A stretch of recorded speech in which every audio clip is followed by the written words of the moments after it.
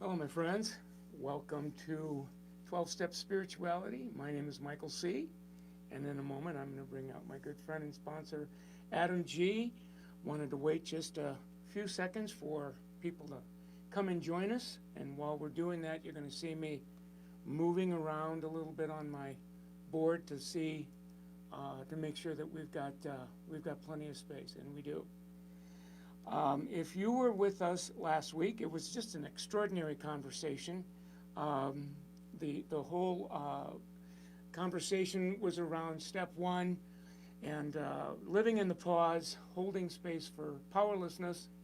We're going to be talking about this afternoon with you, living in the pause, session two, opening for presence. So I'm going to say a little prayer that the Wi-Fi gods are with us this afternoon. I'm going to go and get my friend Adam, and we will go to work. There he is. I'm going to unpause him. Good afternoon, Adam. Can you hear me? I can, Michael. Hi. Oh, good. So we're praying to the Wi-Fi gods now. Is that our program? Yes. I mean, I'm deepening my faith, but at the end of the day, we're in the hands of technology to some degree. So we'll see how that's going. Very good. Well, last week was just extraordinary. I've just been kind of marinating in the experience all week, and I want to start by thanking you for agreeing to do this work. And you and I have a conversation about the conversation, and then we have this, and it's just serving me. So thank you very much, my friend. Thank you. Well, this week is about step two, and living in the pause and opening the presence. And I'm going to let you get us started. How does this relate to you and your experience with step two in presence? Thanks, Michael. I wanted to say that I practiced some powerlessness this last week. I had my daughter give me a pandemic haircut. I practiced letting go of all my hair. I'm so happy to let that go. And also just now when you and we like to center right beforehand, I was welcoming and letting go of my exaggerated desire for security, for approval, for control. So I try to carry that prayer with me as I do this. So what I thought about step two when I first saw it on the wall is very different from how I think about it today. At first, I was like, came to believe, piece of cake. I'm a Catholic. I'm good to go on this one, right? I really didn't have to put much effort or thought into it. But my current understanding of step two is the result of going decades without a drink, but nonetheless continuing to fall prey to my character defects, behaving badly, resolving not to behave badly, then behaving badly in the exact same way over and over again and again. So step two is a chance to, one, accept fully the implications of step one, the I can't fix myself powerlessness part, and the I keep making it worse the more I try to fix myself unmanageability part. That I need restoration to sanity, it's kind of obvious, especially in retrospect, but what is the mechanism of this restoration? So step two for me, over a decade into recovery, was about coming to terms with these two passages in the Big Book. And like so much of reading the Big Book over and over again, as I encountered these at 10 years, I was like, who put that in the book? Like I had never really seen, or they just hadn't landed before. And one was, you may be suffering from an illness which only a spiritual experience will conquer. I mean, I'd read that over and over and over again. It's at the beginning of We Agnostics. But that hadn't really landed, the only part. And then at the end of two, it says, if what we have learned and felt and seen means anything at all, it means that all of us may form a relationship with our Creator upon simple and understandable terms, as soon as we are willing and honest enough to try.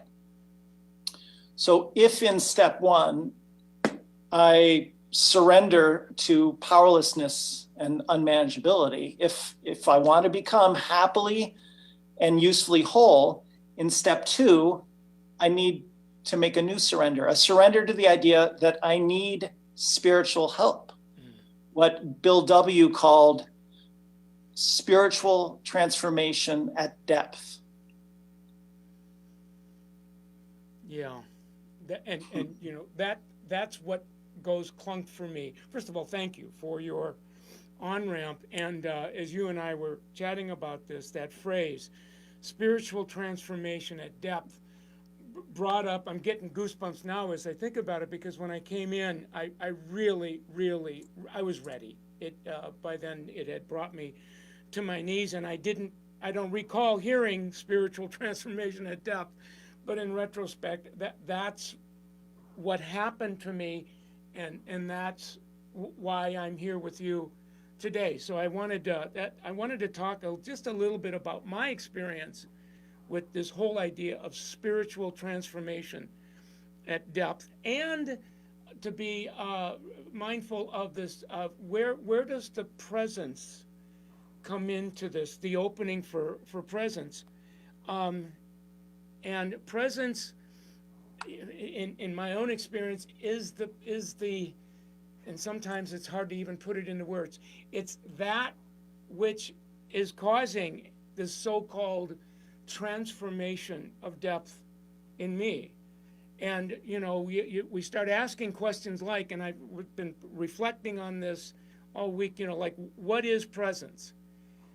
And for the life of me, I can kind of point to it, but to put it into words, so the closest I can get to it is the experience that I have when I have those moments in the pause, when I'm not on my mind, when there's a somewhat of a quietness in the 6-inch space in between my ears, and there's a few moments of stillness and grace. Whatever that experience is, it's, oh, that's presence. And to the degree that I have those moments, something happens to me. And over time, over the years, that's what I think Bill Wilson is pointing to, this transformation at depth. And as it relates to the second step, it's two things. That depth, the indicator is, oh, I'm being restored. I'm being restored to this thing called sanity. And you know, you hear a lot of conversations about sanity in the rooms, and to me, sanity is my synonym for centered. So when I'm in the pause and I've consented to the presence, and there's calm, wow, that's a juicy definition of sanity. Give me more sanity. Let me be in the pause. And then where the gift with purchase happens is, beyond being restored, oh wow, there's transformation. Over the years I've called it's the fine print in step two. It's the gift with purchase, that if I'm here, not only do I get to have my life back, but I'm getting a life that's exponentially greater than as good as my life was. And it was good before it wasn't. And that's one of the big whys. The why I continue to come back is the gift with purchase. And I know that the only way that I can continue to receive the gift is by giving what I'm receiving. So that's my take on it. Well, let me jump in. I love this. I love your turn of phrase, the fine print. Maybe the fine print is the spiritual experience in the back. I don't know. But so I wanted to tell a little bit about how I thought I was working step two, how step two was working me. So at around 6 weeks sober, I had the first inkling that maybe I didn't have to drink anymore, that alcohol was no longer my master. And subconsciously, I decided I was capable of engineering my own recovery, really of engineering my whole life. In less than 2 months, I had forgotten the lessons of admitting powerlessness, the freedom and power that flowed from it. So fast forward 10 years on, I'm still not drinking, but I'm definitely on shaky ground. I'm restless, I'm irritable and discontented. And after I moved to Minnesota, I took what was really my first searching and fearless inventory. And I discovered, as I peeled away the layers, that underneath it all was some pretty deeply entrenched self-loathing. I was really shocked by this. I hadn't heard people talk about it that much. I mean, I think people talked a lot about shame, and maybe that's the same thing. But I remember when I started talking about hating myself, that a lot of heads started nodding. So what in me needed transformation at depth? Well, it was shame. What one of my spiritual guides called the false stories that I believe that I keep telling myself. Stories like I'm not enough and I never will be. Like I must perform, be perfect, always be doing to gain your approval. Stories like even when I have success, there's that nagging voice that says you're an imposter, you're a fraud, you're going to be found out for what you are. Right? So even though I was performing to the highest degree that I thought I could, and even when it was acknowledged universally as a success, there'd be this little nagging voice, you tricked him again. So the realization that my programs for happiness, my engineered recovery had brought me to this bleak point of realizing, wow, at depth, I really hate myself. That was at 10 years of abstinence from alcohol, pretty regular attendance at meetings. And that realization led me to my second big surrender, which was step 2. Yeah, the whole, in the rooms over the years, the conversations around step 2, and I kept hearing the principle is hope. And there's just a lot of conversations in the room about, well, what is hope? Well, it's my willingness to believe in things that I don't fully understand yet, that was new information for me.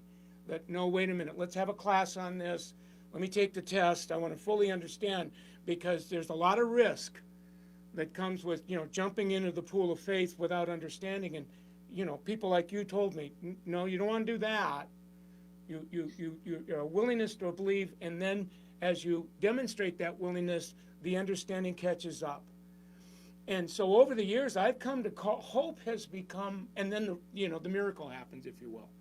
Hope is an acronym for me now. Hope is how our presence emerges. I'm going to say that again. Hope, how our presence emerges. The theme of this conversation is an opening for presence. What is presence, and how do I get it to emerge? How do I get this into my life? Because. And to me, I just decided I don't want to do a lot of talking about what presence is, because I'll get intellectual. I'm going to point the viewers to Bill Wilson, the unsuspected inner resource. I'm going to point to Eckhart Tolle, right? The presence is pure awareness. I'll point to Thomas Keating, extraordinary awareness, and then we can all go to the seminar and really have an understanding about what it is. But to me, the emergence of presence, once we get the intellectual, like, okay, so how do I get it into me and through me? And the how is found in the first 3 letters for me in step 2, and that's came to believe. Well, I'm going to knock your socks off right now with a quote from Cynthia Bourgeault, which I discovered actually by way of Richard Rohr, his daily newsletter, and he was talking about hope during the pandemic. He was like, "Where do we find hope?" And he quoted her, and this is what she says about hope: "It has something to do with presence." I'm going to start that again. It has something to do with presence, not a future good outcome, but the immediate experience of being met, held in communion by something intimately at hand. So let's remember where we started this conversation. I discovered at 10 years the words that had previously been hidden to me. You may be suffering from an illness that only a spiritual experience will conquer. And that all of us may form a relationship with the God of our understanding on simple and understandable terms. So for me, the simple and understandable terms were found directly in centering prayer. All I had to do was show up, sit in the chair, open myself with the sacred word and consent, say yes to this presence already within me. This really aligns and resonates with how Bill talks about God near the end of We Agnostics, right? It's found within us. All we can do is clear the ground a bit, right? Not clearing the ground a bit, that's me just mustering enough openness, enough willingness to this. When I did that, and I had this experience, you and I used to go to the same centering prayer meeting in person. First time I went, I hadn't the experience that Keating describes when he says, it is like coming home to a place I should never have left, to an awareness that was somehow always there. So like everything else in this program, I have to let go of my old ideas about effort, determination, making it happen, engineering my recovery, and just open myself to presence. Michael, if you had said those words to me early on, Adam, just open yourself to presence, I would have not even objected, because I don't think I had any frame of reference or any idea what you were talking about. But now with centering prayer, with a minimum of effort, with the utmost gentleness and self-compassion, I've come to trust that in the transformation that is happening at depth, that happens when I open myself to presence. So I'd like to close with a little more from Cynthia on hope. This is straight from her. This is my favorite take on hope. Hope is not intended to be an extraordinary infusion, but an abiding state of being. Centering prayer, welcoming prayer. We ourselves are not the source of that hope. We do not manufacture it, but the source dwells deeply within us and flows to us with an unstinting abundance, so much so that, in fact, it might be more accurate to say we dwell within it. And so it is. Yeah, I mean, as my wrapper around this as I'm listening, that it reminds me of, and I continue to say it today, I don't understand this. I don't understand. Say more, I don't understand. And then, people lovingly say, this is not a program of understanding, it's a program of action. You need to believe in taking these actions in spite of not understanding. And oh, by the way, if you do, to the degree you believe, you receive. And it's like, well, okay, but I'm freaking out because I'm going to lose all my money, or I'm going to do this and I'm going to do that. And they just said, follow the steps, take this, and it'll be there. You still got to show up. This is not a get out of jail free card. You show up, and all of a sudden, the presence, that same presence that brought me here, will be there when it's time to cross that bridge. And it's there. You and I have chatted about this. I call it just-in-time inventory. God works in just in time. When's it going to happen? Well, it's going to happen in real time. Well, what am I going to do in the meantime? You're going to believe and show up to serve whoever's in front of you. So you fast forward 21 years later, and I'm still here. I haven't fallen out of the sky yet. And my life continues to be transformed at depth. So I would, we don't know who's going to be watching this. Some of us have been around a while in both recovery and centering. Some are wading into the pool. But my gift to you would be, don't concern yourself with understanding it. Take actions, and if you don't know what actions to take, there are good people to tell you to take the action, and you don't need to make a connection between taking that action and your life will get better. Just take the action and buckle your seatbelt, enjoy the ride. So that's my story. Yeah, I mean, when I try to solve the steps intellectually, they just get harder and harder. So the more simple I can make it, and this is like come to believe is really like come to presence, come to sit down in the chair, right? Like just keep it really simple. Find a practical action for all of these steps that connect to it. And that can change over time. What really made sense to me early on, I grow out of, and I find that next thing. So stay teachable, stay open to a new presence, a new experience of the presence. Beautiful. Well, we're right at our 20 minutes, and we try to keep it inside that window. So we're going to be back again. I want to just really say thank everyone for hanging with us. And next week, we're going to be chatting about step 3 and the connection between 3 and living in the pause, and whatever principle or slogan you're going to bring to the table on how that's going to continue our transformation. Love you, Michael. Thank you. Love you too, my friend. We'll see you all next week.